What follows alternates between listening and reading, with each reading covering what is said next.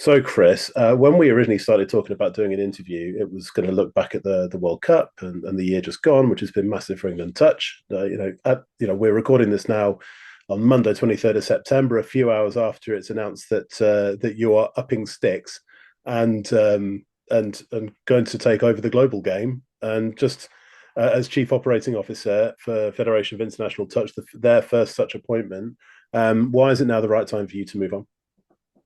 Thanks, Chris. I think having done what we've done in this country over the last 5 years, the next challenge for me, there was only probably one or two things in England that would present that next challenge. I wasn't looking, but the opportunity arose, and I think you're aware the opportunity actually arose about 6 months ago. So this has been sort of in the pipeline for a little bit of time. The World Cup, I guess, really gave me that desire for the huge events. And what's bigger than the World Cup? Well, there might be another World Cup that's bigger than the World Cup, but ultimately it's the Olympics. And actually, yeah, the slight chance of trying to get our sport into the Olympics is a huge carrot. I think also the opportunity of working upon another World Cup in New Zealand in 4 years is definitely one of appeal to me. So both those things, I guess, from a practical, tangible level are very important. But it's about, I think, doing some of what we've done in England across the global game and actually looking at the way that our game of touch is evolving and developing. We've got phenomenal opportunities in lots of markets to grow the sport.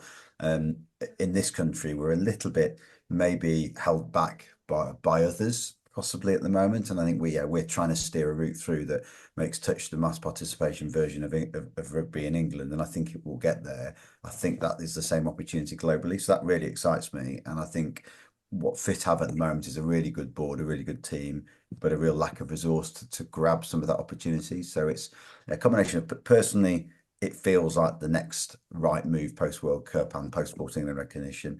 Um, Professionally, it's a good way of developing my career into maybe an area that I love the sport, but it's in a global environment which I've not worked in before. You mentioned Sport England, one of a few significant or several significant achievements over the last 5 years. What stands out for you?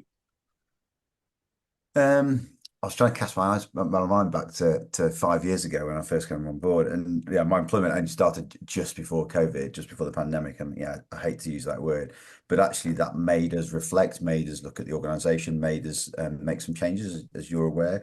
Um, we used an awful lot of the reserves up, if not all of them, and we had 2 or 3 years of hardship, I think. But credit to the board, credit to the team, credit to everybody involved in the sport. We carried on and we went through those harder periods and actually emerged, albeit not necessarily in a better place financially, but I think in a better place from a platform and the foundations.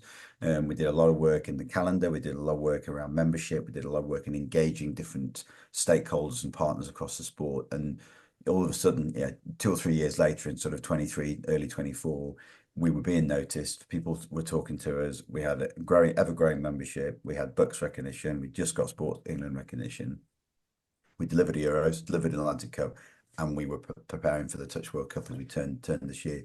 I think all of those things probably cumulatively. I think yeah, actually saying one or two things that stood out. It's probably a combination of them all. I think that certainly from a personal perspective, the World Cup will yeah, and we'll come on to that, no doubt, but it will be hard to ever match. And I talk locally around my other connections. That felt like 20 years of my life coming together in the space of 7 days. That's what it felt like. And yeah, that will be the pinnacle. And I don't think I'll ever beat it, but I guess going to Fit gives me the opportunity to try and beat that.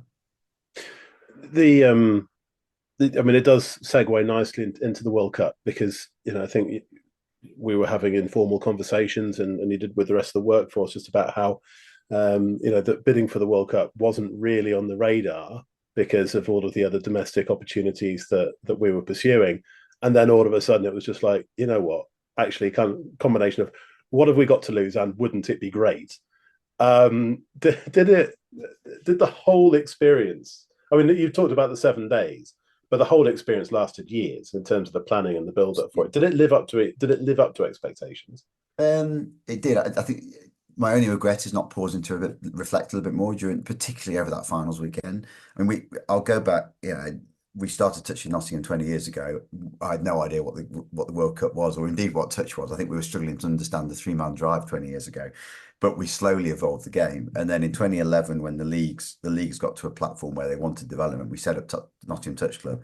And I remember writing a strategy at that point, because that's what you do, isn't it? The first thing you do in a new touch club. And a good friend of mine, Toby Reed, he and I sat down and we set these sort of things out, what we were going to do. And one of them was hosting a World Cup in Nottingham. And we look back at it 13 years later, that came to fruition. There was a lot of other things in there that did as well. I think that the next sort of trigger for me was around the Euros in 22, the delayed Euros. And I think it was day 2 or 3 when we'd had some challenges right at the start of the week, day or 2 or 3, and this tender arrived for the World Cup. And I had no idea this was going to come. No idea. We didn't know where it was going to come at that point. And just, when it first landed, I'm thinking no chance. And then by the end of the Euros, we'd said, we're going to apply for this. What better way than, taking it to the next level than delivering the biggest spectacle within our sport, particularly one that had never been delivered in England before. And I go back to my only World Cup I've ever been to was Edinburgh, so the closest one to these shores. And I was inspired at that point, thinking how wonderful this sport was. That sort of inspired me to get more involved. That coincided with setting up Nottingham Touch Club back in 2011. And so that sort of all came together. I didn't think that consciously. I think the main driver in 22 when we pitched was Euros, and then we pitched against. I understand 1 or 2 others that were pitching in, and we got it based, I think, upon our experience of major events at the venue. We knew it could work, and really, I guess we were expecting to put on an event twice the size of Euros, and that was what we were planning for the following year to 15 months, and then only probably at the back end of last year did it start to dawn on us how big this event was going to become. And that then changed shifted the goalposts again. And I wouldn't say we started from scratch in October, November, but certainly it was then became a different ball game. And I guess this is a similar kind of answer, or it's going to be a similar kind of answer to the one about a standout moment for the organisation. But in terms of that week or the event, is there a moment which stands out for you, aside from obviously, Phoebe and Emily winning medals? Is there a standout moment for you professionally, or is it more just about the whole vibe of the event itself? I think there's a few things. I'm glad you mentioned Phoebe and Emily then, because that I would always forget that to be the last thing, because I put the event, the whole touch community at the forefront. And all of our family play, all 5 of us have played since they were born pretty much. And Joe and I have played for the last 20 years on pretty much every Monday night. But we've built this family of touch, and it is Nottingham, but actually it's become a broader family in Nottingham. And you go to any Bucks event, any NTS event, even the Eastern Region series, and over in the Cambridge here, and it just becomes a big family. We've got to know an awful lot of people. So the biggest thing for me was seeing all those people from all aspects of touch and across other parts of my life come together, not for the whole week, but vast majority for a good chunk of that week, and having an amazing time, whether they were playing, refereeing, spectating, coaching, volunteering, whatever it might be. They all had smiles on their faces, almost to maybe not the Tuesday when it was peeing it down with rain, but pretty much the whole of the rest of that week. So I think that for me will always be one of the memories. And one of the guys who I work with at Nottingham Rugby, who you'll know, David Jones, who fantastic volunteer. He asked me a few weeks before, can he help? And his health's not great, and he wanted to do photography. And I said, yeah, great. What would be good is to capture the emotion of the event. And I saw him during the week, forgot a little bit about it. I just said, yeah, great, Jonesy, how you doing? And then we were hosting a delayed graduation for Emily, because she missed her graduation at Exeter, delayed graduation, and the doorbell rang only a few weeks ago, and I got presented with this photo book of emotions from everybody across the event. And that for me was what it was about, of bringing, and it's people say it's not just touch, actually it's any event. You bring people together and they have a fantastic time.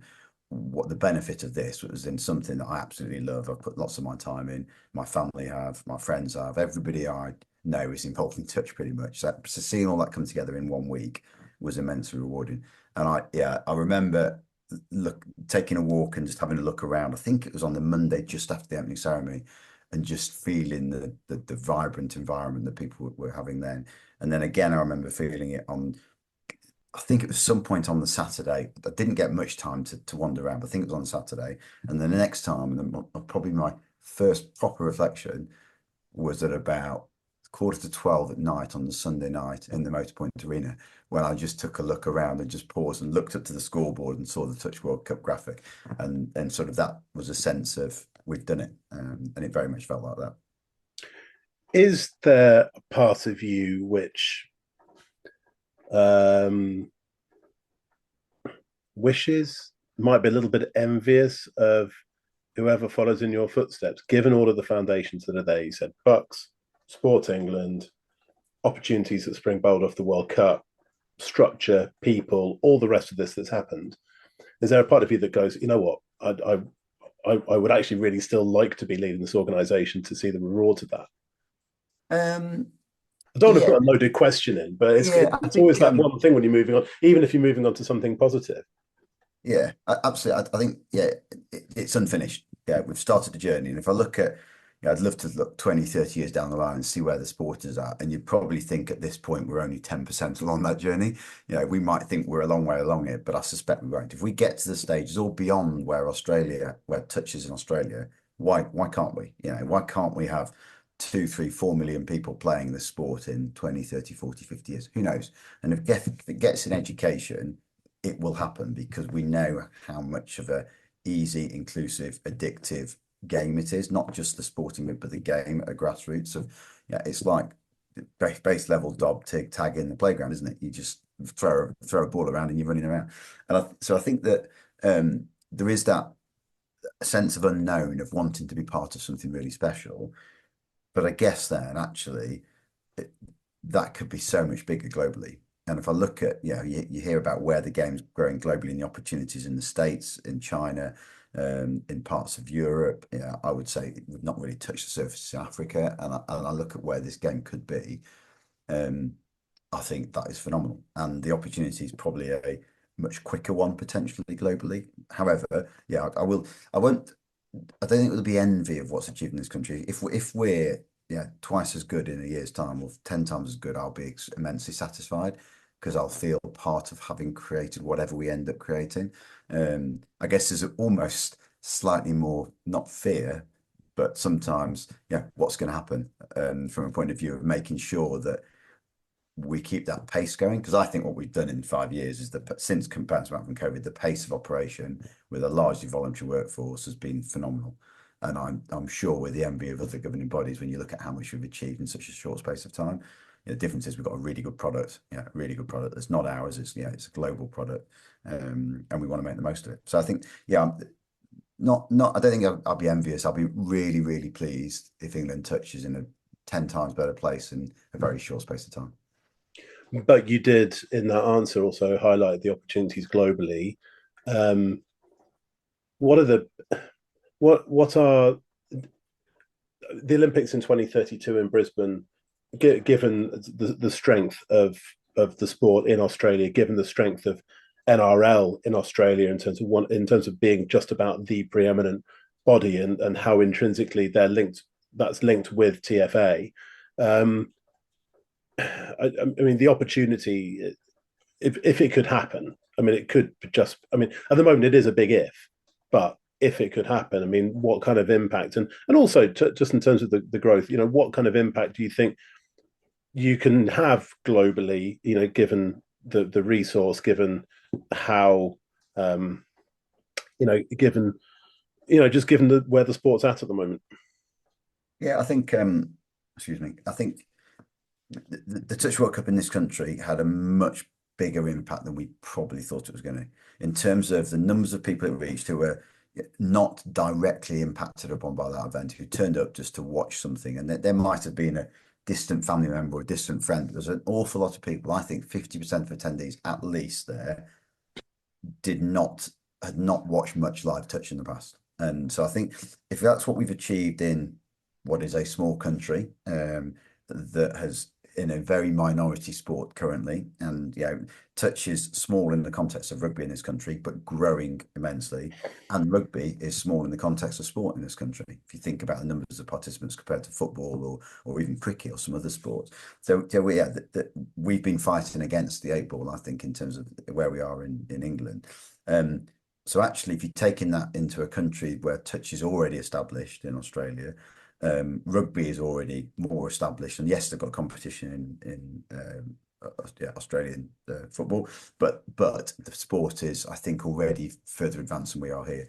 So I think the ability to do that in Australia, and then with the Olympic movement, you exacerbate that, 100 times, 1,000 times, because it is the most globally recognized sporting event. I think it would be phenomenal. I think that it would be phenomenal, absolutely phenomenal for the sport. It would put us right on the radar with everybody else. I think that there are loads and loads of challenges, and people say it's perfect, it's perfect. Yeah, absolutely. We think touch is a perfect fit. So do probably 40 other governing bodies out there who think their sport is a perfect fit. For us, we've got to identify the differences between us and others. We've got to identify how this fits in with the Olympic movement and the whole culture and ethos of the games, but also ensure that practically, operationally, commercially, all of those things work from an event organization. Because what we found in the World Cup, it took us it was a week's competition to deliver a major event. In that period, that's like half the Olympics. And we need to think, how do we package our event that appeals to a slightly different marketplace? And that's new for our sport. And I think that's, I think they do this in Australia. I think it happens in New Zealand. It happens probably in pockets elsewhere around the world. This World Cup was probably the first time we genuinely packaged our event in a way that was more than just for the touch community. We've got to think how we do that for an Olympics event. And we've probably got 18 months to 2 years to do it. Max 2 years, probably, if we think about the engagement. And that's where, we've only just moved in. We were 2 years, 3 years planning properly for this World Cup. Actually, the Olympics is 8 years planning. And they're already looking at Brisbane and what happens, and they're already starting to look at 2036. So actually, we need to fundamentally shift our thinking. So I think there is it's really exciting. I think there's a huge opportunity. We shouldn't hang our hat on it. I think it's a long shot at the moment, right now, but that's coming into something new. I don't know what work really has already been undertaken with by Jamie and the TFA team in Australia. But we shouldn't hide away from the fact that that should be an aspiration or an aim of what we're trying to achieve over the next 8 years.